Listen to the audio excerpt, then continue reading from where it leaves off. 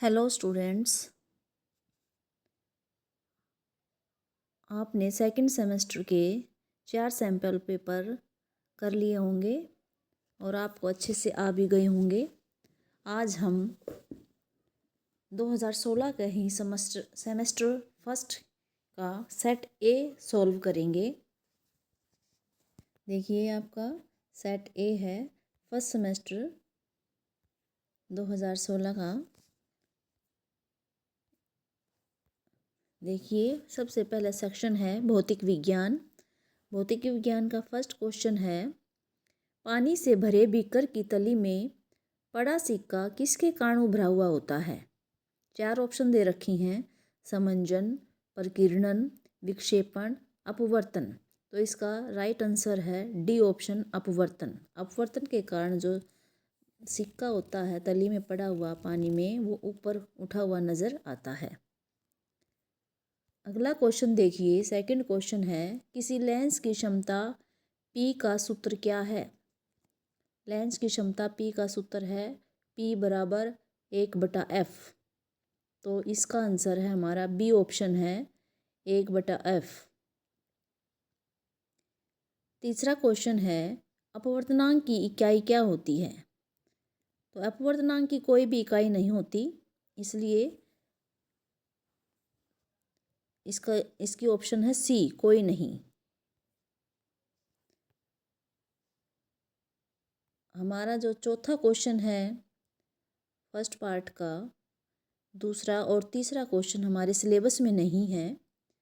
चौथा क्वेश्चन देखिए आप, न्यूमेरिकल दे रखा है, 2 सेंटीमीटर लंबा बिंब, यानी कि जो हमारा बिंब यानी वस्तु है वो 2 सेंटीमीटर उसकी हाइट है, लंबी है। 10 सेंटीमीटर फोकस दूरी के उत्तल लेंस, और यहाँ जो लेंस है वो उत्तल है, उसकी जो फोकस दूरी है वो 10 सेंटीमीटर है। और सभी उत्तल लेंस की जो फोकस दूरी होती है वो धनात्मक होती है। के मुख्य अक्ष के लंबवत रखा है इन्होंने। 2 सेंटीमीटर की कोई वस्तु है उत्तल लेंस के सामने, और जिसकी फोकस दूरी 10 सेंटीमीटर है, उसके सामने रखा। बिंब की लेंस से दूरी 15 सेंटीमीटर है। अब जो हमने वस्तु रखी है यानी यू जो है हमारी, वो 15 सेंटीमीटर है, यानी लेंस है, लेंस की फोकस दूरी तो 10 सेंटीमीटर है, लेकिन हमने वस्तु को रखा है 15 सेंटीमीटर पर, यानी फोकस दूरी से आगे। प्रतिबिंब की स्थिति व साइज बताइए। इसके लिए हमें न्यूमेरिकल है देखना। हमने अभी किया कि बिंब की ऊंचाई जो है h है और ये 2 सेंटीमीटर है, और हमेशा जो वस्तु है वो हमेशा मुख्य अक्ष के ऊपर रखी जाती है, चाहे वो दर्पण हो, चाहे वो लेंस, कोई भी लेंस हो, कोई भी दर्पण हो, हमेशा बिंब की ऊंचाई धनात्मक होती है। इसलिए यहाँ +2 सेंटीमीटर हमने ऊंचाई को लिखा है। और यहाँ लेंस उत्तल है, इसलिए उसकी फोकस दूरी भी प्लस है। लेंस के दाईं तरफ फोकस दूरी फोकस होता है, तो इसका फोकस दूरी भी क्या है, 10 सेंटीमीटर प्लस में है। जो बिंब की दूरी होती है, बिंब को हम हमेशा जो लेंस है, दर्पण है, कोई भी लेंस दर्पण हो, उसके बाईं तरफ रखते हैं, और दूरियां हम हमेशा लेंस से ही मापते हैं, लेंस के प्रकाशीय केंद्र से और दर्पण के ध्रुव से मापते हैं, और इसे बाईं तरफ रखी गई है, इसलिए हमेशा बिंब की दूरी क्या होती है, धनात्मक होती है। इसलिए 15 सेंटीमीटर के पहले हमने माइनस में रखा है इसको, ये हमेशा ऋणात्मक होता है। और हमें 2 चीज़ें निकालनी है कि प्रतिबिंब की दूरी, प्रतिबिंब कितनी दूर बना है, और प्रतिबिंब की ऊंचाई क्या है, यानी उसकी हाइट क्या है, कितना लंबा बना है वो। ये 2 चीज़ें निकालनी है। इसके लिए हमें लेंस सूत्र लगाना पड़ेगा। लेंस सूत्र होता है हमारा 1/f बराबर 1/v माइनस 1/u। हमें लेंस सूत्र कैसे याद रखना है, दर्पण सूत्र और लेंस सूत्र याद रखने का जो एक तरीका मैं बच्चों को बताती हूँ। दर्पण में जैसे प होता है, दर्पण सूत्र में प होता है तो बीच में प्लस आता है, जैसे 1/f बराबर 1/v प्लस 1/u। तो माइनस वाला अपने आप लेंस हो जाएगा। हमें एक अच्छे से याद रख लेना है, क्योंकि बच्चे यहाँ बहुत गलतियाँ करते हैं। लेंस सूत्र और दर्पण सूत्र में, तो दर्पण सूत्र को याद कर लीजिए, दूसरा अपने आप लेंस वाला याद हो जाएगा। दर्पण में बीच में प है तो प्लस, बीच में प्लस आएगा। 1/f बराबर 1/v प्लस 1/u। तो हमने यहाँ v यानी कि प्रतिबिंब की दूरी निकालनी है, इसलिए 1/v को हम आगे रख लेंगे और फार्मूला हमारा हो जाएगा 1/v बराबर 1/u प्लस 1/f। अब हम u की जगह इसकी वैल्यू पुट कर लेंगे। u की वैल्यू दे रखी है, बिंब दूरी दे रखी है हमारी -15 सेंटीमीटर, और हमारा जो फोकस दूरी दे रखी है वो प्लस में है, इसलिए वो 1/10 हो जाएगी। इसका हम जब एलसीएम लेंगे, लघुत्तम लेंगे, तो 30 आएगा। तो ये हमारी 1/30 और v वैल्यू हो जाए +30। अब यहाँ जो +30 है, ये इसमें प्लस का जो चिन्ह है वो क्या दर्शाता है? वो दर्शाता है कि जो प्लस प्रतिबिंब है वो लेंस के दाईं ओर 30 सेंटीमीटर दूरी पर बना है, और वास्तविक व उल्टा होता है। वास्तविक और उल्टा के लिए आगे बताएंगे। अब ये स्थिति है कि जो हमारा प्रतिबिंब है वो 30 सेंटीमीटर दूर बना है लेंस से। प्लस का निशान बताता है लेंस की दाईं ओर बना है, और 30 सेंटीमीटर ये बताता है कि वो लेंस से 30 सेंटीमीटर दूर बना है। यानी वस्तु को हमने 15 सेंटीमीटर पे रखा था, तो इससे हमारा वो जो है 30 सेंटीमीटर लेंस से आगे दाईं ओर 30 सेंटीमीटर पर हमारा प्रतिबिंब बना है।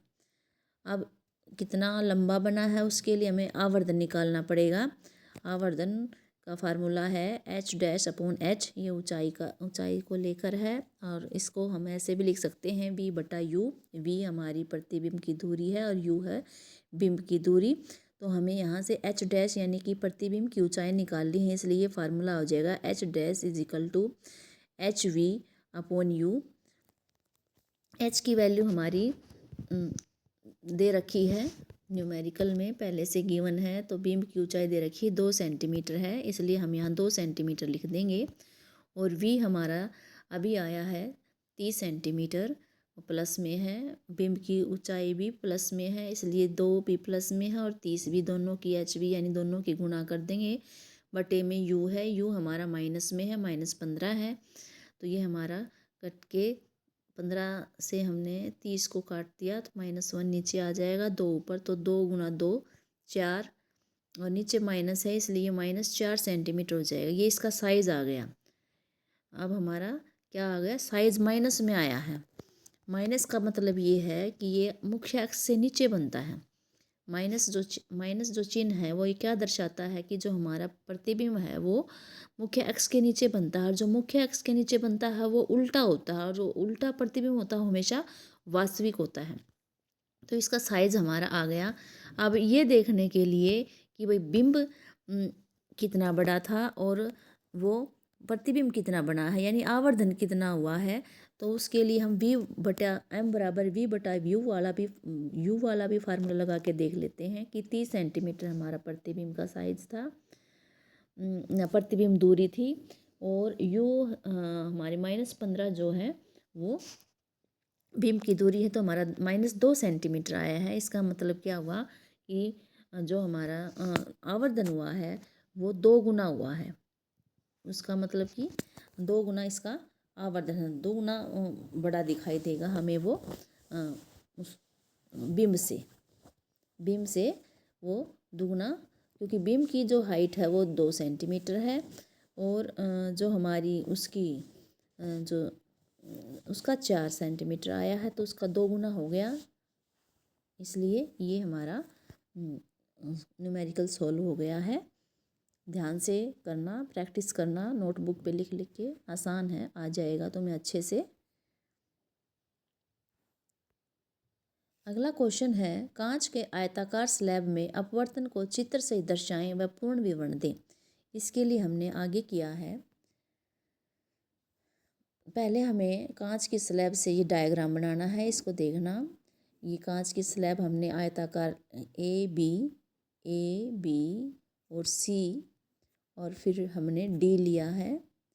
इसको हमने अच्छे से ड्रॉ कर लिया है, ABCD लिख दिया है। फिर हमने आपतित किरण क्या होती है? जो प्रकाश की किरण कांच की स्लैब पे पड़ेगी वो आपतित किरण होती है। आपतित किरण जब कांच की स्लैब से टकराती है, जिस बिंदु से टकराएगी वो बिंदु होता है हमारा अभिलंब, आपतन बिंदु होता है। वो बिंदु हमारा आपतन बिंदु होता है और आपतन बिंदु से हम अभिलंब डालेंगे, परपेंडिकुलर डालेंगे। तो जो आपतित किरण थी वायु से चलकर आ रही थी और जैसे ही वो कांच में प्रवेश करती है, तो ध्यान से देखिए, इसको जाना था ऐसे सीधा सीधा डॉटेड लाइन दिखा रखी है, लेकिन वायु हमारा विरल माध्यम है और कांच हमारा सघन माध्यम है। विरल माध्यम में कण दूर दूर होते हैं तो उसमें आसानी से हमारे प्रकाश की किरण गमन कर जाती है, लेकिन कांच में कण पास पास होते हैं क्योंकि सघन माध्यम है, इसलिए इसमें जब प्रकाश की किरण प्रवेश करती हैं कांच में तो इसकी चाल बदल जाती है और ये अभिलंब की ओर मुड़ जाती है। देखिए अभिलंब की ओर मुड़ गई है। तो यहाँ अभिलंब और आपतित किरण के बीच में जो कोण है वो एंगल आई है, आपतन कोण है। और जो अपवर्तित किरण और अभिलंब के बीच में जो कोण बना है एंगल आर जो है वो हमारा अपवर्तन कोण है। और ये जो हमारी कांच के अंदर है ये अपवर्तित किरण है। आप अपवर्तन के बाद जो किरण आई है उसको अपवर्तित किरण बोलते हैं। फिर देखिए ये अपवर्तित किरण जब कांच से बाहर निकलती है, वायु में जाती है, तो यहाँ पर जिस बिंदु से टकराएगी उस बिंदु पर हमने एक विलंब और डाल दिया है। और जैसे ही वो बाहर निकली तो देखो हमने डॉटेड लाइन में दिखा रखा है, जाना था इसको ऐसे सीधे, लेकिन ये सघन माध्यम से जब विरल माध्यम में आ रही है तो ये अभिलंब से दूर हट गई है। यानी कि अब इसकी यहाँ वायु में आने के बाद दोबारा से क्या हो गई, चाल बदल, प्रकाश की किरण की चाल बदल गई है।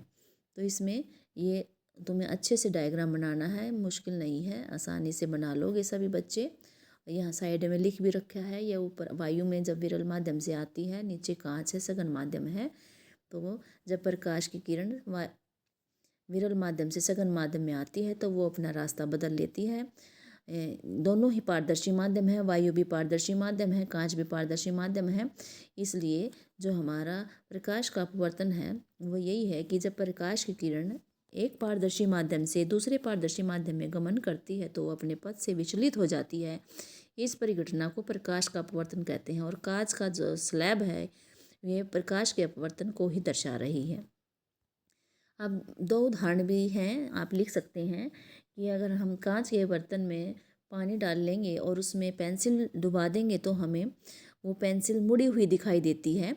वो मुड़ी हुई जो दिखाई दे रही है वो कांच के अपवर्तन के कांच और पानी के पृष्ठ पर अपवर्तन हुआ है, इस कारण वो हमें मुड़ी हुई दिखाई दे रही है। क्योंकि दिशा बदल गई तो हमें पानी के अंदर वाली जो पेंसिल होती है वो मोटी दिखाई देती है और जो बाहर होती है वो पतली दिखाई देती है। इसी तरह जो पानी की बाल्टी हो या कोई ऐसा बर्तन हो उसमें पानी डाल देंगे, अगर उसमें कोई सिक्का डालें तो हमें वो सिक्का क्या होता है, ऊपर उठा हुआ दिखाई देता है। ये भी हमारा अपवर्तन के कारण है। ये हमारा अभी क्वेश्चन पूछा गया था अभी 1-1 नंबर वाले में। अब विवरण क्या है इसका, अभी मैंने सारा तुम्हें डायग्राम के थ्रू समझा दिया, फिर बता देती हूँ कि जब प्रकाश की आपतित किरण वायु विरल माध्यम से, जो हमारा वायु है विरल माध्यम से सघन माध्यम यानी कांच में प्रवेश करती है तो ये अभिलंब की ओर झुक जाती है। इसी तरह जब अपवर्तित किरण यानी जो कांच में आ गई है वो किरण अब सघन माध्यम से जब विरल माध्यम वायु में प्रवेश करती है तो वह अभिलंब से दूर हट जाती है। निर्गत किरण जो होती है और आपतित किरण, अब देखिए निर्गत किरण ये है, ये वाली निर्गत किरण है और वो वाली थी वो आपतित किरण है। ये जो दोनों किरण हैं, निर्गत किरण जो और आपतित किरण जो हैं, ये एक दूसरे के क्या होते हैं, समांतर होती हैं। जब आप दोनों को आगे खींचोगे तो ये समानांतर मिलेंगी तुम्हें। क्योंकि वायु कांच का जो अंतरपृष्ठ है, अब ये वायु कांच का अंतरपृष्ठ कौन सा है, ये देखिए, ये वायु और जहाँ कांच स्टार्ट होता है, जहाँ हमने आपतन बिंदु बनाया है वो हमारा वायु कांच का मतलब पूरा ही पृष्ठ क्या है, वायु कांच अंतरपृष्ठ है। और कांच वायु अंतरपृष्ठ वो नीचे वाला हो जाएगा, जब निर्गत किरण निकलती है वहाँ ये वाला हो जाएगा।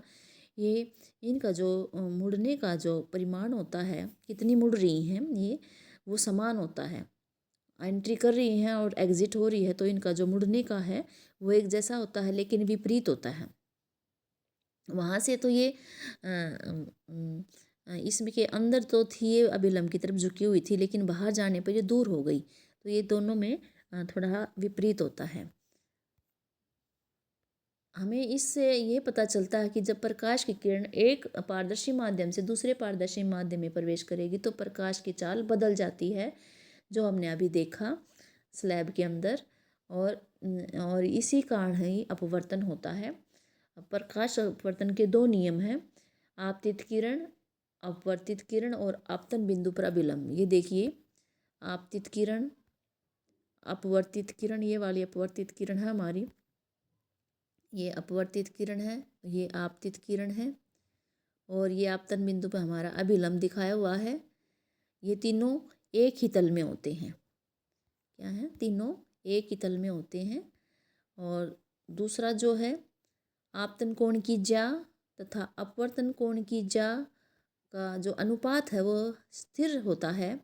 इसको हम स्नेल का नियम भी बोलते हैं, sine i upon sine r is equal to स्थिरांक। तो ये हमारा स्लैब वाला क्वेश्चन कंप्लीट हो गया है, आप इसको अच्छे से कर सकते हैं। अगला जो हमारा क्वेश्चन है, निकट दृष्टि दोष क्या होता है? मायोपिया भी बोलते हैं इंग्लिश में इसको, मायोपिया। और इसे ठीक कैसे किया जाता है, आरेख समझिए। 6 नंबर का क्वेश्चन है। इसके लिए आप देखिए, पहले हमें बताना है कि निकट दृष्टि दोष क्या होता है। पॉइंट में अच्छे से आपको एग्ज़ाम में बताना है।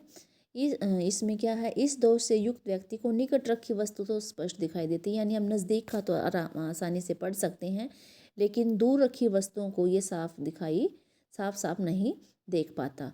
ये जो रोग होता है अक्सर बच्चों में होता है। आज जो बच्चे होते हैं वो जैसे स्कूल में जब पढ़ते हैं तो जब पीछे बैठे होते हैं तो उन्हें ब्लैक बोर्ड का साफ दिखाई नहीं देता।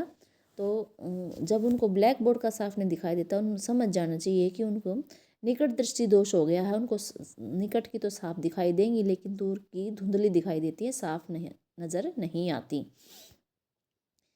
क्या होता है, जब ये दोष हो जाता है किसी व्यक्ति को, किसी बच्चे को, तो उनका जो दूर बिंदु है अनंत पर होता है, दूर बिंदु वैसे तो, और जब वो अनंत पर ना होकर नेत्र के पास आ जाता है, तो इसलिए वो दूर वाला जो चीज़ें हैं उसको साफ नहीं दिखा पाता।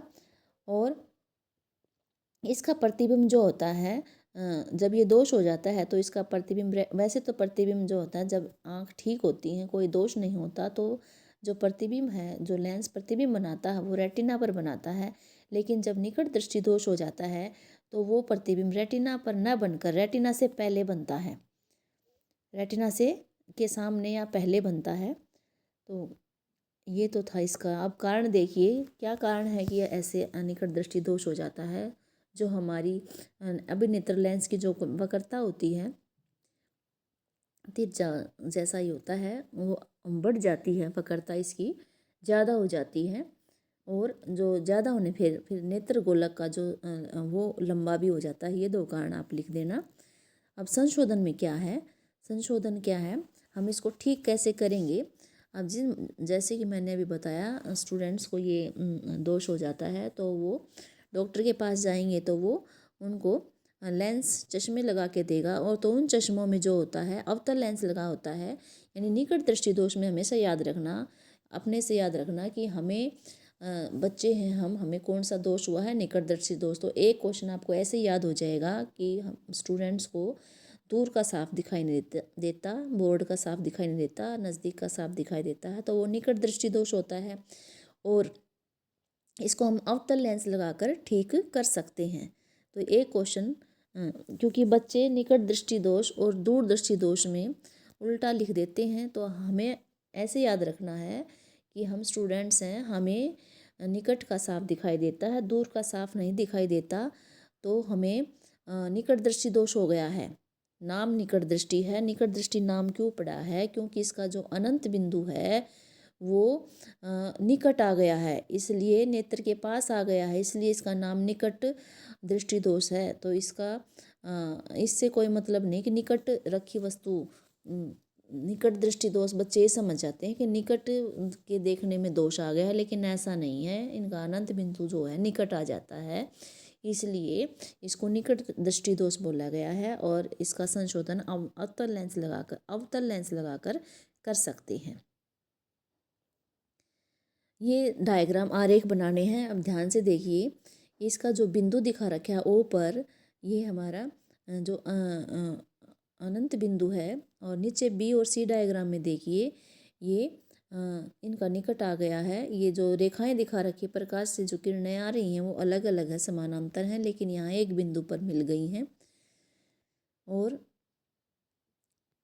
सेकंड बी वाले डायग्राम में देखिए ये दोष है, तो यहाँ इसका प्रतिबिंब जो था, यहाँ इस रेड बिंदु पर यहाँ प्रतिबिंब बनना था, यहाँ रेटिना है, लेकिन यहाँ पर प्रतिबिंब न बनकर ये यहाँ जहाँ तीनों रेखाएं मिल रही हैं यहाँ प्रतिबिंब बन रहा है। इसका मतलब इनको ये दोष हो गया है, तो रेटिना से पहले प्रतिबिंब बन गया है।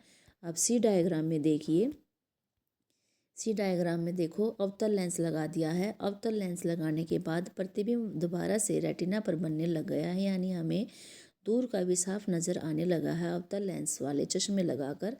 और बच्चे जो हैं बोर्ड पर लिखा हुआ भी दूर से बैठकर आसानी से पढ़ पाएंगे। तो ये इसका आरेख है, आप इसको अच्छे से बता सकते हैं। 6 नंबर का क्वेश्चन है, इसको आपको 6 नंबर पूरे मिल जाएंगे, ऐसे अटेम्प्ट करना। अगला क्वेश्चन है हमारा, मानव नेत्र के विभिन्न भागों के कार्यों का विवरण नामांकित चित्र द्वारा समझाइए। अथवा में है, आप चाहे तो निकट दृष्टि दोष वाला क्वेश्चन कर सकते हैं, चाहे मानव नेत्र वाला लोग क्वेश्चन कर सकते हैं। दोनों में से एक करना है, आपको जो ठीक लगे वो करना। अभी देखिए, पहले मैं इसका डायग्राम समझा देती हूँ आप लोगों को। इसका डायग्राम देखिए, इसमें यहाँ पर ये जो है ये हमारा क्रिस्टलीय लेंस दिखा रखा है। ये है क्रिस्टलीय लेंस, ये जो दे रखा है क्रिस्टलीय लेंस, ठीक है। फिर देखिए ये नेत्रोद है, यहाँ ये वाला नेत्रोद है, और ये जो लेंस है इसके बीच में पुतली दिखा रखी है, और लेंस के बाईं तरफ जो है ये ब्राउन ब्राउन कलर का जो ये दिखा रखा है, ये हमारा परितारिका दिखा रखा है। बाहर ये जो हमारी ये दिखा रखी है ये स्वच्छ मंडल दिखा रखा है। ये जो लेंस के ऊपर ये येलो येलो कलर की जो दिखा रखी हैं ये पक्षमाभी पेशियां हैं, जो फोकस दूरी को समायोजित करने में लेंस की मदद करती हैं। ये दृष्टि पटल है, अंदर वाली लेयर है इसकी, जिस पर हमारा रेटिना बनता है। रेटिना है ये, इस पर प्रतिबिंब बनता है, उल्टा और वास्तविक प्रतिबिंब बनता है। और यहाँ से इसके अंदर एक काचाप द्रव है जो आँख की में होता है। और ये देखिए दृक् तंत्रिकाएँ हैं जो विद्युत आवेग को मस्तिष्क तक लेके जाती हैं। अब इनके जो फंक्शन हैं वो हम एक एक करके करते हैं। देखिए, मानव नेत्र के विभिन्न भागों के कार्य। पहला हम क्रिस्टल लेंस के बारे में करते हैं। क्रिस्टल लेंस क्या करता है, रेटिना पर प्रतिबिंब बनाता है और उल्टा और वास्तविक प्रतिबिंब बनाएगा। ये विभिन्न दूरियों पर रखी वस्तुओं को रेटिना पर फोकसित करने के लिए आवश्यक फोकस दूरी में समायोजन करता है। इसका यही काम है कि जो हम दूर वाली वस्तुओं को भी देख सकते हैं, हम नज़दीक वालियों को भी देख सकते हैं। तो कैसे देख सकते हैं, तो ये सारा काम कौन कर रहा है, क्रिस्टल लेंस कर रहा है। और किसकी सहायता से कर रहा है, पक्षमाभी पेशियों की सहायता से कर रहा है। उनको वस्तुओं को फोकसित करता है, इसलिए फोकस दूरी में समायोजन करता है। दूसरा जो हमारा कॉर्निया स्वच्छ मंडल है, ये इसका कार्य क्या है, ये जो हमारी आँख में प्रकाश की किरण प्रवेश करती है उसका ज़्यादातर जो अपवर्तन होता है इसी पृष्ठ पर होता है। कॉर्निया पर क्या होता है, प्रकाश का अपवर्तन होता है। परितारिका का कार्य देखिए, ये पुतली के साइज को नियंत्रित करता है। जब हमारे आँख में जब प्रकाश आता है तो ये ज़्यादा प्रकाश आ जाता है तो हमारी पुतली को सिकोड़ कर छोटा कर देता है। अगर हमारी आँख में कम प्रकाश आता है, यानी हम डिम लाइट में चले जाते हैं, तो हम आँखों को बड़ा करके देखते हैं, यानी पुतली का साइज तब बड़ा हो जाता है। तो ये सब काम परितारिका करती है। पुतली, अब पुतली का कार्य क्या है, अब हमने अभी पढ़ा है कि नेत्र में हमारे में प्रकाश प्रवेश कर रहा है तो कितना प्रकाश आना चाहिए उसकी मात्रा को नियंत्रित करती है ये पुतली। साइज को नियंत्रित करती है परितारिका। पुतली क्या करती है, हमारी आँख में कितना प्रकाश आ रहा है, कम है, ज़्यादा है, कम है तो पुतली बड़ी हो जाती है, और ज़्यादा आता है तो पुतली छोटी हो जाती है, और परितारिका इसमें हेल्प करती है। तो ये प्रकाश की मात्रा को नियंत्रित करती है। अगला है रेटिना या दृष्टिपटल। इसमें रेटिना में बहुत सारी प्रकाश सुगराही कोशिकाएं होती हैं। प्रकाश सुगराही का मतलब है जब प्रकाश इन पर पड़ता है तो ये एक्टिव हो जाती हैं, सक्रिय हो जाती हैं, यानी सेंसिटिव होती हैं। जैसे ही प्रकाश इन पर पड़ता है तो ये एक्टिव हो जाएंगी, सक्रिय हो जाएंगी, और जैसे ही ये सक्रिय हो जाती हैं तो ये एक विद्युत सिग्नल उत्पन्न करने लगती हैं। यानी कि इनको पता चल जाता है कि भी कोई सिग्नल आया है बाहर से, तो ये विद्युत सिग्नल उत्पन्न करेंगी। जो दृक् तंत्रिकाएँ होती हैं जो इन सिग्नल्स को, विद्युत सिग्नल्स को मस्तिष्क तक पहुंचाती हैं। हमारी जो पक्षमापी पेशियाँ होती हैं वो क्या करती हैं, अभिनेत्र लेंस की फोकस दूरी को समायोजित करने में मदद करती हैं, जिससे वो वस्तुओं की फोकस दूरी को समायोजित करके रेटिना पर प्रतिबिंब बना सके। ये हमारे क्वेश्चन हो गया था। अब अगला है हमारा रसायन विज्ञान। सेक्शन बी आ गया है। रसायन विज्ञान का क्या पहला क्वेश्चन है, 2PbO प्लस सी तीर का निशान 2Pb प्लस CO2 में किसका अपचयन हो रहा है। अब हमें यहाँ अच्छे से याद रखना है कि किसका अपचयन हो रहा है। तो हमें हमेशा ऐसे क्वेश्चन आते हैं तब ये ध्यान रखना है कि सिर्फ हमें अभिकारक देखने हैं। क्या देखना है, अभिकारक। उत्पाद पे ध्यान नहीं देना है। जैसे इसमें जो अभिकारक हैं वो PbO प्लस सी हैं। किसका उपचयन हो रहा है, किसका अपचयन हो रहा है, जब ये पूछा जाए तो सिर्फ हमें अभिकारक पर ध्यान देना है। यहाँ अभिकारक, उत्पाद को तो देखना ही नहीं है, अभिकारक पे ध्यान देना है, PbO प्लस सी।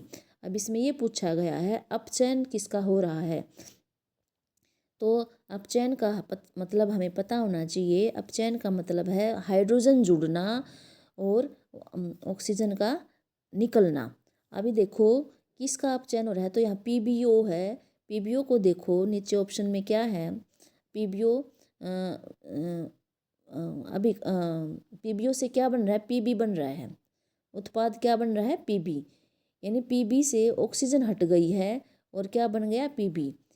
तो इसमें आंसर क्या आएगा, PbO। देखो चारों ऑप्शन देख लेते हैं। पहले ऑप्शन Pb का दे रखा है, Pb को हमने नहीं देखना है क्योंकि Pb उत्पाद है, तो उत्पाद तो ऑप्शन इसका आंसर हो ही नहीं सकता। तो उत्पाद को A को तो आप छोड़ दीजिए, उत्पाद इसका आंसर नहीं आएगा, Pb उत्पाद है।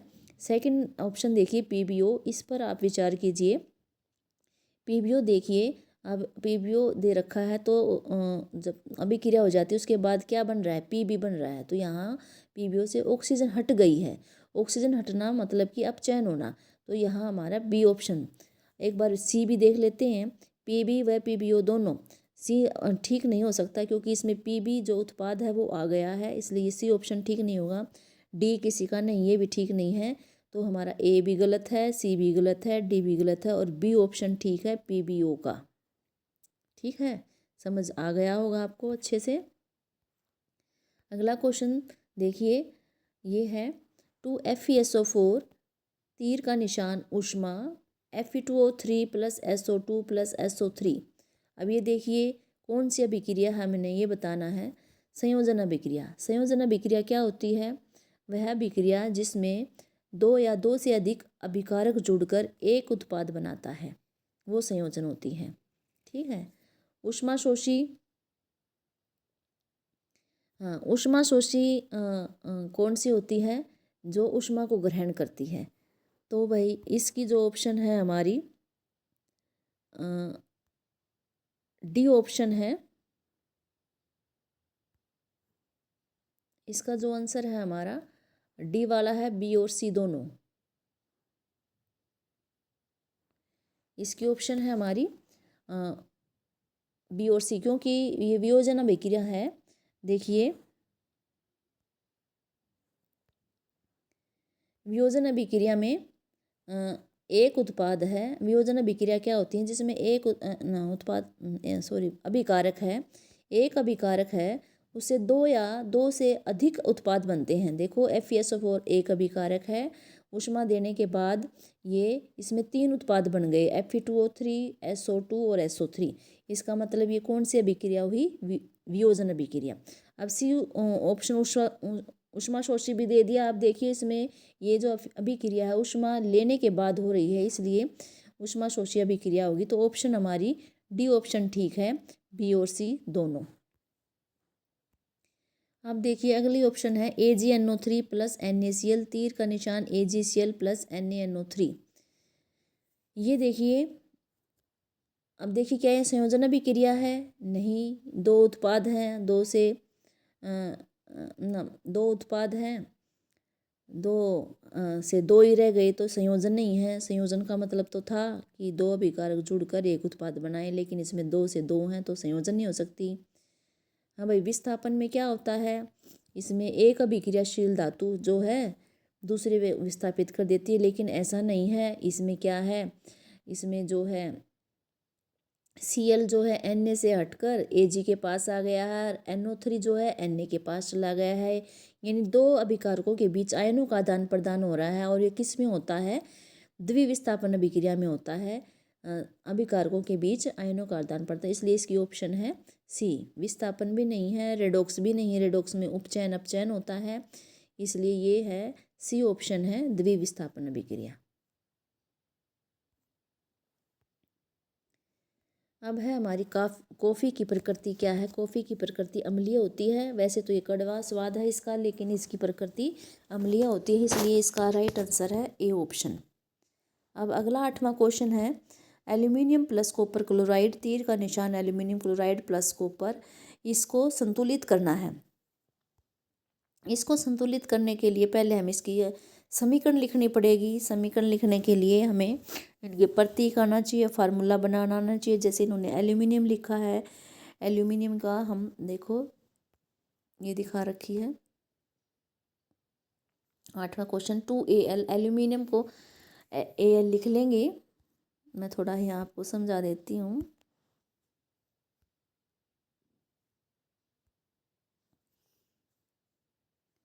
जैसे एल्यूमिनियम है, प्लस में कॉपर क्लोराइड है। अब कॉपर की वैलेंसी 2 भी होती है और 3 भी होती है, कॉपर क्लोराइड बन गया। तीर का निशान ये क्या है? Aluminium chloride. अब एल्यूमिनियम क्लोराइड का क्या फार्मूला होगा? हमें पता है एल्यूमिनियम की संयोजकता 3 होती है और क्लोरीन की 1 होती है। तो ये एल्यूमिनियम की संयोजकता तुम्हें पता है कि इसके नीचे आ जाती है, 3 हो गया, प्लस क्या लिख रखा है? Copper Cu। तो यहाँ मैं Cu यहाँ लिख देती हूँ, ठीक है। देखिए एल्यूमिनियम तीर के निशान से पहले एल्यूमिनियम 1 है, तीर के निशान के बाद भी 1 हो गया। फिर देखिए कॉपर अभिकारक में Cu 1 है, अभी उत्पाद में भी 1 है, ठीक है। Cl2 2 हैं, लेकिन अभिकारक में तो 2 हैं, लेकिन उत्पाद में 3 हैं। अब यहाँ गड़बड़ हो गई, अब दोनों को बराबर करना है। तो पहले कम किस में है? अभिकारक में है। तो हम यहाँ क्या करेंगे? मान लीजिए हम 2 लगा देंगे, Cu से पहले यहाँ 2 लगा देंगे। 2 लगाने से क्या हो जाएगा? 4 क्लोरीन हो जाएंगे, ठीक है। 2 Cu 2 यहाँ लगा देंगे, ठीक है। तो Cl2 4 हो गए, लेकिन हमारे पास Cl 3 है, मतलब क्लोरीन 4 हो जाएंगे, यहाँ 3 है। यहाँ फिर हम 2 लगा देंगे। 2 लगाने से क्या होएगा? एल्यूमिनियम भी 2 होगी, तो यहाँ भी हम 2 लगा देंगे। तो 2 तिया 6, यहाँ क्लोरीन 6 हो गई, इसलिए यहाँ कॉपर से पहले हम 2 को हटा के 3 कर देंगे और यहाँ भी 3 कर देंगे। तो अब देखिए 2 एल्यूमिनियम है, 2 एल्यूमिनियम है। ये देखिए संतुलित होने के बाद ये ऐसी रहेगी हमारी, 2 एल्यूमिनियम है। तो तीर के निशान के बाद भी देखिए 2 ही एल्यूमिनियम है। फिर कॉपर देखिए 3 कॉपर हैं, इधर भी 3 कॉपर हैं। फिर देखिए क्लोरीन 3 दूनी 6 क्लोरीन है। और तीर के निशान के बाद उत्पाद में भी देखिए 2 तिया 6, 6 क्लोरीन है। तो दोनों तीर के निशान से पहले और तीर के निशान के बाद दोनों तरफ हमारी इनकी संख्या बराबर हो गई है, तो इसलिए ये संतुलित अभिक्रिया हो गई है। ठीक है। देखिए अगला क्वेश्चन है, संक्षारण किसे कहते हैं? आयरन के संक्षारण में किस प्रकार की रासायनिक अभिक्रिया होती है? अब देखिए संक्षारण की परिभाषा क्या है। जब कोई धातु अपने आसपास अम्ल यानी अम्ल है, आसपास आर्द्रता है, उसके संपर्क में आती है, तब वो संक्षारित हो जाती है। संक्षारित मतलब कि उसके ऊपर जैसे लोहा तो लोहे पर जंग लग जाएगा, एल्यूमिनियम है तो उसके ऊपर परत चढ़ जाएगी, धातु मैग्नीशियम पे मैग्नीशियम ऑक्साइड की परत चढ़ जाती है, एल्यूमिनियम पे एल्यूमिनियम ऑक्साइड की, तांबे पर हरे रंग के आवरण चढ़ जाता है। तो इस तरह से ये धातुएं संक्षारित हो जाती हैं। अब क्वेश्चन में ये पूछा है कि जो आयरन का संक्षारण होता है वो कौन सी अभिक्रिया है? तो आयरन का जो संक्षारण है, आयरन हमने पढ़ा था, जब आयरन हवा में खुला छोड़ देते हैं लोहे को तो उसको जंग लग जाता है, और Fe2O3 XH2O यानी नमी और ऑक्सीजन चाहिए जंग लगने के लिए, तो ऑक्सीजन आयरन के साथ ऐड हो जाता है, Fe2O3 उसका फार्मूला हो जाता है। तो ये क्या हो जाएगा, ऑक्सीजन ऐड हो रहा है, इसका मतलब उसमें कौन सी अभिक्रिया है? ये उपचयन अभिक्रिया है, क्योंकि उपचयन में ऑक्सीजन ऐड होती है, जुड़ती है, वृद्धि होती है और हाइड्रोजन बाहर निकलता है, उसका ह्रास होता है। ये क्वेश्चन पूछा गया था। अगला क्वेश्चन जो है पूछा गया है, जो है 10वां क्वेश्चन, धातु के साथ अम्ल की अभिक्रिया होने पर सामान्यतः कौन सी गैस बनती है, उसका उदाहरण देना है, और गैस की उपस्थिति की जांच कैसे करेंगे, ये दे रखा है। तो इसके लिए देखिए क्वेश्चन, धातु के साथ जब हम अम्ल की अभिक्रिया करवाते हैं, किसी भी अम्ल की अभिक्रिया करवाते हैं, तो सामान्यतः कौन सी गैस निकलेगी? हाइड्रोजन। जैसे ही आप हाइड्रोजन गैस लिखोगे आपको 1 मार्क्स मिल जाएगा। उदाहरण क्या दे रखा है, आप उदाहरण कोई भी दे सकते हैं। यहाँ उदाहरण है, जब हम तनु हाइड्रोक्लोरिक अम्ल, तनु का मतलब है हमने कंसनट्रेटेड लिया, उसमें पानी मिला लिया है HCl में, तो तनु हो गया है, उसके जिंक धातु के साथ अभिक्रिया करवाते हैं तो हाइड्रोजन गैस बनी हुई है। देखिए जिंक प्लस HCl, तीर का निशान, जिंक क्लोराइड बन गया, प्लस हाइड्रोजन गैस निकल गई। ठीक है। जांच कैसे करेंगे कि कौन सी गैस निकल रही है? तो हम जिस उसमें ये अपरेटस में कर रहे हैं, अभिक्रिया करवा रहे हैं, वहाँ जहाँ से परख नली लगा रखी है, वहाँ से जो गैस निकलती है उसके पास हम जलती हुई मोमबत्ती ले जाएंगे। जल्दी मोमबत्ती ले जाएंगे तो वहाँ फट की, अगर वो फट की ध्वनि के साथ जले तो इसे हमें पता चल जाएगा कि हाइड्रोजन गैस है। अगर मोमबत्ती बुझ जाएगी तो हमें पता चलेगा कार्बन डाइऑक्साइड गैस है। तो यहाँ वो फट की तेज़ ध्वनि हो जाती है, तेजी से जलने लग जाती है, तो इसका मतलब कौन सी है? हाइड्रोजन गैस है। और ये शिक्षक की निगरानी में करना चाहिए, क्योंकि ये आग खतरनाक होती है, हाइड्रोजन गैस। अगला क्वेश्चन देखिए, मधुमक्खी के डंक मारने से क्या होता है, इसका निवारण क्या है? देखिए कोई भी डंक मारे, मधुमक्खी मारे, ततैया मारे, भेड़िया डंक मारे, ठीक है, तो वो अमल छोड़ते हैं। मेथनोइक अमल होता है, जिसके कारण जब तुम्हें मधुमक्खी ने भी काटा होगा, ततैया ने भी काटा होगा, तो काटने के बाद दर्द होता है, जलन वाला दर्द होता है और जलन का अनुभव होता है। तो हम इसको ठीक कैसे कर सकते हैं? हम जहाँ भी ततैया मधुमक्खी ने काटा है उस डंक वाली जगह पर हमें अक्षारीय चीज़ें लगानी चाहिए जो जल्दी से हमारी पहुँच में हो। जैसे साबुन हो तो साबुन लगा सकते हो आप, साबुन को गीला करके उस पर डंक वाली जगह पर आप उसको रगड़ लें, क्योंकि साबुन की प्रकृति भी अक्षारीय होती है। या हमारे घर में बेकिंग सोडा होता है, उसको भी आप उस पर रगड़ सकते हो तो आपको आराम मिल जाएगा। अगला क्वेश्चन पूछा है, नेटल बिच्छू के डंक मारने से क्या होता है, इसका निवारण क्या है? देखिए जब नेटल का डंक है और नेटल डंक मारता है, यानी ये पौधा है, इसके बाल होते हैं, जब वो डंक छूते हैं हमें तो एक तरह से डंक लग जाता है, और ये भी मेथनोइक अम्ल छोड़ते हैं। और जब ये डंक मारता है तो उससे जलन वाला दर्द होता है, जैसे जल गया हो ऐसे दर्द होता है, क्योंकि जो अम्ल होता है वो एक तरह से तेजाब होता है, वो जलाने का ही काम करता है। लेकिन ये भी जैसे ऐसे लगेगा जल गया है, तो इसको हम कैसे ठीक करेंगे। तो प्रकृति ने क्या कर रखा है, जहाँ नेटल का पौधा होता है उसी के पास जो है डोक का पौधा उगा रखा है। डोक के पौधे की पत्ती तोड़कर हमें उस डंक वाली जगह पर रगड़ लेनी है और उससे हमें आराम मिल जाएगा। और डोक पौधे की जो प्रकृति होती है क्षारीय होती है, इसलिए इसको ही हमें रगड़ लेना चाहिए। अगला क्वेश्चन है, निम्नलिखित भौतिक गुणधर्मों के आधार पर धातुओं व अधातुओं में अंतर करिए। स्थिति, चमक, कठोरता, घनता, चालकता, आघातवर्ता व तन्यता। इन सब के पॉइंट्स पे ये 6 नंबर का क्वेश्चन आया हुआ है। तो इसमें देखिए कैसे करेंगे। धातु और अधातु में अंतर, पहले हमने स्थिति कर ली है। धातुएं ठोस अवस्था में पाई जाती हैं, लेकिन पारा धातु कक्षता पर द्रव अवस्था में पाया जाता है। वैसे स्थिति, बच्चे स्थिति को ये भी समझ सकते हैं कि आवर्त सारणी में इनकी पोजीशन कहाँ है, क्या है। तो धातुएं जो होती हैं बाईं तरफ होती हैं आवर्त सारणी में, और जो अधातुएं होती हैं वो दाईं तरफ होती हैं। तो अगर उस के अकॉर्डिंग स्थिति बतानी है तो ये ऐसे बता सकते हैं, लेकिन अगर इसके जो अवस्था हैं कैसी अवस्था में पाई जाती हैं, तो अगर हम इसको ठोस में, द्रव में पाई जाती है तो ऐसे बता देंगे इस पॉइंट को। तो धातुएं ठोस अवस्था में पाई जाती हैं, लेकिन पारा धातु जो होता है हमें पता है मरकरी जो होती है वो कक्षता पर द्रव अवस्था में पाई जाती है। अधातुएं क्या होती हैं, वो ठोस में भी, द्रव में भी, गैस में, तीनों अवस्था में पाई जाती हैं।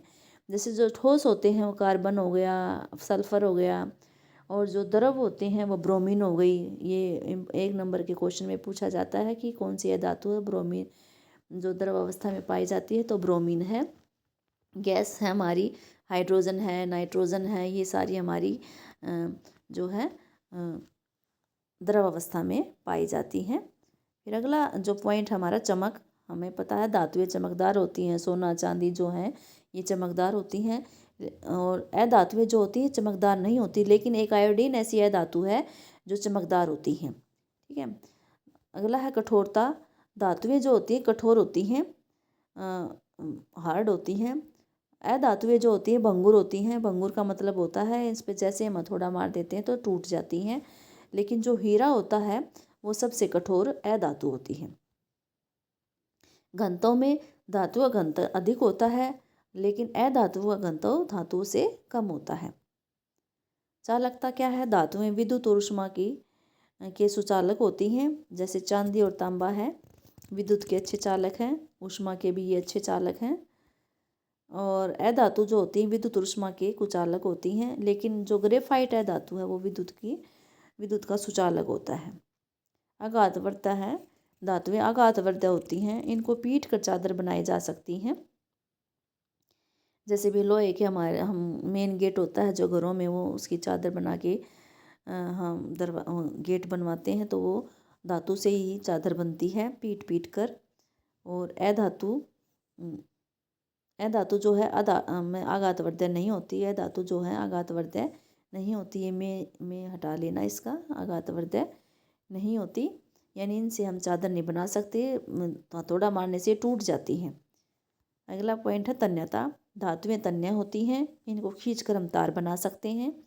जैसे तार, सोने का बहुत लंबा तार बनाया जा सकता है, लोहे के तार बनाते हैं, कितने तार हैं सब धातुओं से बनाते हैं, लेकिन अधातुओं को हम खींचकर तार भी नहीं बना सकते, ये टूट जाती हैं, इसलिए अधातुएं तन्य नहीं होती। तो ये हम ऐसे ये पॉइंट लिख देंगे तो हमारा क्वेश्चन तैयार हो जाएगा। अगला क्वेश्चन है, विद्युत अपघटनी परिष्करण का चित्र सहित वर्णन कीजिए। इसको देखिए आगे दे रखा है हमारा, NCERT बुक से लिया गया है। ये देखिए पहले डायग्राम देख लीजिए। डायग्राम देखो, इसमें हमने एक टैंक ले रखा है और इसमें हमने कॉपर सल्फेट का विलन, यानी कॉपर सल्फेट में पानी डाल दिया, थोड़ा सा उसमें एसिड अमल डाल दिया, उसका विलन लेके इसमें डाल दिया है। और 2 हमने इलेक्ट्रोड ले ली हैं, एक कैथोड है और एक एनोड है। ध्यान से देखिए, इसमें एक हमने बैटरी सेल लगा रखा है और एक कुंजी लगा रखी है। और जब इसमें हम कुंजी को ऑन करते हैं तो विद्युत धारा का प्रवाह देखिए, इलेक्ट्रॉनों की प्रवाह की प्लस से माइनस की तरफ जाएगा। दिखा रखा है इसमें कैथोड। अब ये देखिए, जब हम इसमें विद्युत धारा प्रवाहित करते हैं तो ये जो हमने एनोड और कैथोड ले रखी हैं ये कॉपर धातु की हैं। अब ये देखिए हम विद्युत अपघटनी परीक्षण क्या होता है, हमें इसमें धातु को शुद्ध करना होता है। अशुद्ध धातु को कॉपर, कौन कौन सी धातु को कर सकते हैं, कॉपर को zinc, tin, nickel, silver, gold आदि जैसी अनेक धातुओं का हम परीक्षण कर सकते हैं, विद्युत अपघटन द्वारा कर सकते हैं। इसमें अशुद्ध धातु को तो एनोड बना लेंगे, ये जो दे रखी है, और शुद्ध धातु को हम कैथोड बना लेंगे, पतली परत लेंगे शुद्ध धातु की, और अशुद्ध होगी एनोड। और इसमें हमने नीचे कॉपर, उसी धातु का हमने लवण विलयन लेना है, यानी यहाँ धातु हमने कॉपर ली है तो कॉपर सल्फेट लेना है विलयन में, ठीक है। और फिर हमने इसमें विद्युत धारा गुजारनी है। जब विद्युत धारा गुजारते हैं तो जो एनोड है जिस पर अशुद्ध धातु होती हैं वो इसमें अपघटय में घुल जाएगी, और इतनी मात्रा में शुद्ध धातु इस अपघटय से निकलकर कैथोड पर, देखो तीर के निशान से दिखा रखा है, ये एनोड से जो है ये कॉपर जो धातु है ये इसमें अपघटय में आ गई है, और इतनी ही मात्रा में ये जो कॉपर है जो है ये शुद्ध धातु जो कैथोड की बनी होती है इस पर जाकर निक्षेपित हो जाती है, यानी इसके ऊपर जम जाती है। विलेय अशुद्धियाँ जो घुल जाती हैं, अशुद्धि जो है इसमें जाने के बाद जब कॉपर अशुद्ध से निकल कर इसमें जा रहा है तो अशुद्धि इसमें घुल जाती हैं। तो नीचे देखिए, ये नीचे जो दिखा रखी हैं अपतर्व्य एनोड पंख, ये अशुद्धियाँ हैं जो एक तरफ इकट्ठी हो गई हैं, अशुद्ध धातु के नीचे इकट्ठी हो गई हैं, सारी अशुद्धियाँ अलग हो जाती हैं और ये नीचे एनोड पंख के रूप में इकट्ठी हो जाती हैं तली में। इस तरह से हमारी अशुद्ध धातु जो है शुद्ध धातु में, अशुद्ध धातु से शुद्ध धातु अलग हो जाती है विद्युत अपघटन परीक्षण के द्वारा।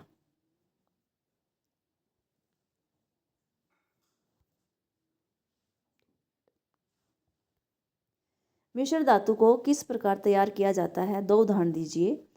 मिश्र धातु को दो या दो से होती क्या है मिश्र धातु, दो या दो से अधिक धातुओं के सममांगी मिश्रण को मिश्र धातु कहते हैं। जब दो धातुओं को मिलाते हैं तो उसका जो सममांगी मिश्रण है, सममांगी का मतलब जिसका संगठन एक जैसा हो, उसको उन दोनों धातुओं को मिला लेंगे तो मिश्र धातु कहते हैं। इसको तैयार करने के लिए हमें क्या करना पड़ेगा, पहले जिन धातुओं से हमें मिश्र धातु बनानी है उनको पिघला लेना है। मूल धातु का मतलब जिससे हमें, जैसे मान लीजिए हमने पीतल बनाना है तो पीतल बनाने के लिए हमें तांबे और जस्ते को अलग अलग से पिघला लेना है, गलित अवस्था में ले आना है, फिर इन दोनों को आपस में मिक्स कर लेना है। कुछ इनका निश्चित अनुपात होता है, उस निश्चित अनुपात में इनको मिक्स कर लेंगे और फिर इनको ठंडा कर लेंगे तो हमारी जो होती है मिश्र धातु तैयार हो जाएगी। दो एग्जाम्पल दे रखा है, एक पीतल हो गया, एक कांसा हो गया। पीतल तो तांबा और जस्ता से मिलकर बना है, कांसा जो हमारा बना है तांबा और टिन से मिलकर बना है। तो आपका ये 3 नंबर का क्वेश्चन है, 3 नंबर का अपना विद्युत अपघटनी था, 3 का ये हो गया। तो अब हमारा जीव विज्ञान में देखिए, प्लाज्मोडियम में सेक्शन सी आ गया। पहला क्वेश्चन है, प्लाज्मोडियम में जनन किसके द्वारा होता है। तो 4 ऑप्शन दे रखे हैं, द्विखंडन, बहुखंडन, मुकुलन, उपरोक्त सभी। तो द्विखंडन तो अमीबा में होता है, मुकुलन ईस्ट हाइड्रा में होता है, और बहुखंडन से ही प्लाज्मोडियम में जनन होता है। तो इसकी ऑप्शन हो जाएगी बी, बहुखंडन। अगला क्वेश्चन है हमारा, वृकाणु के प्रारंभिक निस्संद में क्या होता है। वृकाणु हमारे नेफ्रॉन होते हैं, तो शुरुआत में जो फिल्टर होके आता है उसमें हमारा ग्लूकोज भी होता है, अमीनोमल भी, लवण, सभी चीज़ें होती हैं, इसलिए इसकी ऑप्शन आ जाएगी डी, उपरोक्त सभी। फुफ्फुस में रुधिर कहाँ पर आता है, फुफ्फुस से रुधिर कहाँ पर आता है। आप देखो, फेफड़ों से शुद्ध रक्त आएगा, और शुद्ध रक्त हमने पढ़ रखा है कि बायां लिंद में आएगा, और दाएं में तो अशुद्ध रक्त आता है, और बाएं में आएगा फुफ्फुस से, फुफ्फुस शिराएँ लेकर आएंगी बायां लिंद में। तो इसका राइट आंसर है बी, बायां लिंद। अगला क्वेश्चन है, गर्भाशय गर्भधारण को रोकने के लिए कॉपर्टी कहाँ पर लगाते हैं। तो इसका आंसर है गर्भाशय में कॉपर्टी को लगाया जाता है। अगला आंसर है, क्वेश्चन है, प्लेसेंटा के क्या कार्य हैं। देखिए, प्लेसेंटा के कार्य 3 कार्य दे रखे हैं, आप 2 लिख सकते हो। 2 नंबर का क्वेश्चन है, प्लेसेंटा का एक कार्य है, यह क्या करता है, माँ के अंदर जो ग्लूकोज होता है, ऑक्सीजन होती है और अन्य पदार्थ जो भ्रूण को चाहिए होते हैं उन सब का स्थानांतरण ये भ्रूण के पास कर देता है। उनको भ्रूण के विकास के लिए ज़रूरी हैं। माँ से सारी चीज़ें लेकर जो प्लेसेंटा है भ्रूण को दे देता है, बच्चे को दे देते हैं। दूसरा काम क्या है, अब जो भ्रूण है वो उनके अंदर अपशिष्ट पदार्थ भी बन रहे होंगे, CO2 मल मूत्र जो भी है बनता है उसका निपटारा भी प्लेसेंटा ही करता है। वो उस सभी अपशिष्ट पदार्थ को माँ के रुधिर में भेज देता है, इससे वो माँ के रुधिर के द्वारा बाहर निकल जाते हैं। तीसरा जो कार्य है वो गर्भाशय की पेशियाँ, जब शिशु का जन्म होता है तो जो हमारी गर्भाशय की पेशी होती है मायोमेट्रियम होती है, वो उसके संकुचन होता है और संकुचन के कारण ही बेबी का जन्म, शिशु का जन्म होता है। तो गर्भाशय की पेशियाँ शिशु के जन्म में भी सहायता करती हैं। अगला क्वेश्चन है धमनी और शिरा में अंतर। ये भी 2 नंबर का क्वेश्चन है। धमनी और शिरा में अंतर देखिए, धमनी क्या करती है, ये रुधिर को हृदय से शरीर के विभिन्न भागों तक लेके जाती हैं, शुद्ध रक्त को लेके जाएंगी ये। और देखो, और रुधिर शिरा क्या करती हैं, शरीर के रुधिर को शरीर के विभिन्न भागों से हृदय तक लाती हैं, यानी ये अशुद्ध रक्त तो लेके आएंगी। शुद्ध माने जिसमें ऑक्सीजन होती है, ऑक्सीजन रुधिर होता है, और अशुद्ध माने जिसमें कार्बन डाइऑक्साइड होती है, वी ऑक्सीजन रुधिर है, ये वी ऑक्सीजन रुधिर का परिवहन करती हैं। अगला पॉइंट है, थर्ड पॉइंट है, ये धमनी होती है हमारी, उनकी भित्ति मोटी होती है और लचीली होती है। क्यों होती है ऐसी, क्योंकि धमनी को हृदय से पूरे प्रेशर के साथ, पूरे दाब, ज़्यादा दाब के साथ पूरे विभिन्न अंगों तक पहुंचाना होता है रक्त, इसलिए उसको ज़्यादा प्रेशर को सहन करना पड़ता है, और ज़्यादा प्रेशर सहन करना है इसलिए उसकी भित्ति जो है मोटी होती है और लचीली होती हैं। शिरा की जो भित्ति पतली होती हैं, क्योंकि इसमें जो रुधिर होता है उसको हृदय में लेके आना होता है, तो हृदय में लाने के लिए इतने दबाव की जरूरत नहीं होती, इसलिए इसकी भित्ति पतली होती है। अगला क्वेश्चन देखिए, पचे हुए भोजन को अवशोषित करने के लिए शुद्धांत्र को कैसे अभिकल्पित किया गया है। ये भी 2 नंबर में क्वेश्चन दे रखा है। शुद्धांत्र की हमने पढ़ा हुआ है पाचन में कि उसकी जो आंतरिक भित्ति होती है उसमें अंगुली जैसे प्रवर्ध होते हैं, उनको दीर्घरोम कहते हैं।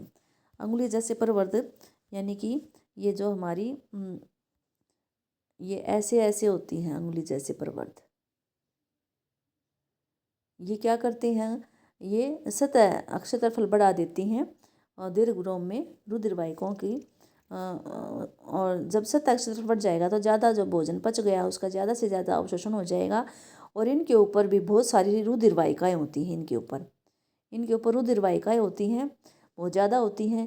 तो वो जो भोजन है जो पच गया है, जो अवशोषण हो गया, वो इस रुधिर में चला जाता है, और ये रुधिर तो सारी अंगों तक जाता ही है, कोशिकाओं तक जाता ही है। तो ये रुधिर सभी कोशिकाओं तक इस अवशोषित भोजन को पहुंचा देता है, और वहाँ पर इसका फिर उपयोग कर लिया जाता है। फिर है अगला क्वेश्चन है, उत्सर्जित उत्पाद से छुटकारा पाने के लिए पादप किन विधियों का उपयोग करते हैं। 4 नंबर का है। इसमें आप देखिए पौधे कौन कौन से पदार्थों को बाहर निकालता है। पहला है, जब प्रकाश संश्लेषण होता है तो ऑक्सीजन बनती है। हमें पता है कि पौधे ऑक्सीजन छोड़ते हैं, तो वो उसके लिए तो एक तरह से अपशिष्ट पदार्थ हो गया, उसको बाहर छोड़ देगा रंध्रों के द्वारा। दूसरा पॉइंट है, उनके अंदर पानी अगर ज़्यादा हो जाता है, अतिरिक्त पानी है, वो वाष्पोत्सर्जन के द्वारा रंध्रों के द्वारा ही वो बाहर निकाल देते हैं। ये दोनों कार्य रंध्रों के होते हैं, गैसों का आदान प्रदान और वाष्पोत्सर्जन। तीसरा जो हमारा है, जो पौधों में जो बहुत से ऊतक होते हैं वो मृत कोशिकाओं से बने होते हैं, और ये मृत कोशिकाएं जो हैं कुछ भागों में जैसे पत्तियों का क्षय भी कर सकते हैं, तो ये पत्तियों के द्वारा बाहर निकल जाते हैं। और बहुत से जो पादप अपशिष्ट हैं वो अपने अपशिष्ट पदार्थों को उसमें रिक्तिका होती है, वैक्यूल्स होती है, उसमें इकट्ठा कर लेते हैं। और 5वां पॉइंट है, जो पौधों से पत्तियां गिरती हैं उन पत्तियों में भी बहुत से अपशिष्ट पदार्थ इकट्ठे रहते हैं, तो पत्तियां गिरती हैं तो अपशिष्ट पदार्थ भी बाहर निकल जाते हैं। रेजिन और गोंद जो होते हैं वो जाइलम में इकट्ठे हो जाते हैं। और पादप कुछ अपशिष्ट पदार्थों को मिट्टी में भी, अपने आसपास की जो मिट्टी में भी है वहाँ उत्सर्जित करते हैं। तो ये इसके 6 तरीके हैं जिससे वो पादप अपने अपशिष्ट पदार्थों को बाहर निकालता है, उनसे छुटकारा पाता है। अगला क्वेश्चन है हमारा, गर्भरोधी तरीकों के विभिन्न प्रकारों का वर्णन कीजिए। देखिए गर्भरोधी तरीके हैं, इसमें 4 गर्भरोधी तरीके दिखा रखे हैं। पहला है यांत्रिक अवरोध। यांत्रिक में क्या करते हैं, शिश्न को ढकने के लिए कंडोम और या योनि में रखने वाली युक्तियाँ होती हैं और उनको रख लेते हैं, जिससे शुक्राणु अंड कोशिका तक नहीं पहुंच पाता और उनका निषेचन नहीं हो पाएगा, तो गर्भ धारण नहीं होगा। दूसरा है हार्मोनल संतुलन में परिवर्तन करके जो कुछ दवाइयाँ होती हैं गोली के रूप में लेते हैं, माला डी वगैरह होती हैं, सहेली माला डी जो होती हैं वो दवाई ली जाती हैं गोली के रूप में। ये क्या करती हैं, हार्मोन जो हमारा होता है उसमें परिवर्तन कर देती हैं, तो जो अंडा होता है उसका मोचन नहीं होता, वो निकलता नहीं है अंडा नहीं आएगा तो फिर वो निषेचन भी नहीं हो पाएगा, तो इससे भी गर्भधारण रुक जाएगा। तीसरा है गर्भाशय में कोपर्टी या लूप लगाकर भी निषेचन को रोका जा सकता है, शुक्राणु और अंड के संलयन को रोका जा सकता है। चौथा है शल्य क्रिया यानी ऑपरेशन के द्वारा। जो पुरुष में है जो उनकी शुक्रवाहिकों को काट कर वो बांध देते हैं, तो उससे क्या होंगे, शुक्राणु का स्थानांतरण रुक जाएगा। स्त्रियों में क्या करते हैं, स्त्रियों में भी उनकी अंडवाहिनी या फैलोपियन ट्यूब होती है नलिका को, उसको काट कर उनको बांध देते हैं ऑपरेशन के दौरान और वो भी अवरुद्ध हो जाएंगी। फिर इससे अंडे को गर्भाशय तक पहुंचने से रोका जा सकता है। इसलिए ये 4 तरीके हैं जिससे हम गर्भरोधी तरीके अपना सकते हैं। अगला क्वेश्चन है हमारा, ये भी 6 नंबर का क्वेश्चन था। या अथवा में आप ये राइजोपस वाला कर सकते हो। बीजाणु समासंग का वर्णन इसमें देखिए। बीजाणु समासंग क्या होता है, इसमें बहुत से सरल होते हैं, जो बहुकोशिक जीव होते हैं उसमें बहुत सी जनन संरचनाएं होती हैं।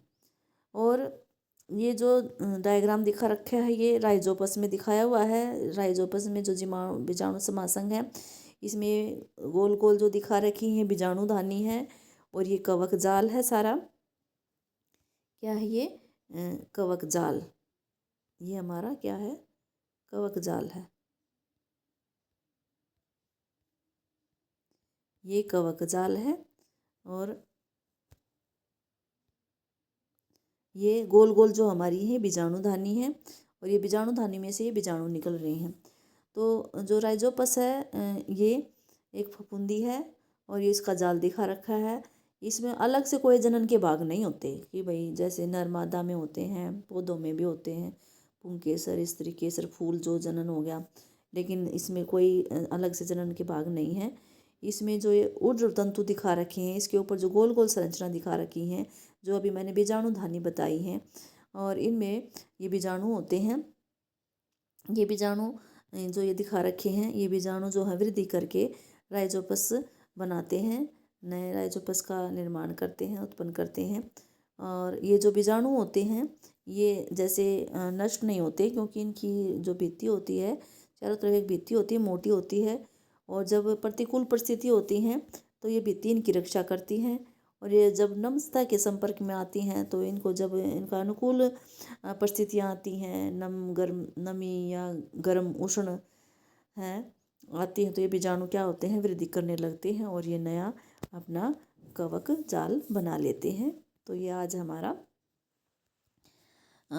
2016 का फर्स्ट सेमेस्टर का सेट ए कंप्लीट हो गया है। आप इसको ज़्यादा से ज़्यादा शेयर कीजिए, कमेंट कीजिए। कोई डाउट हो तो आप कमेंट कर सकते हैं,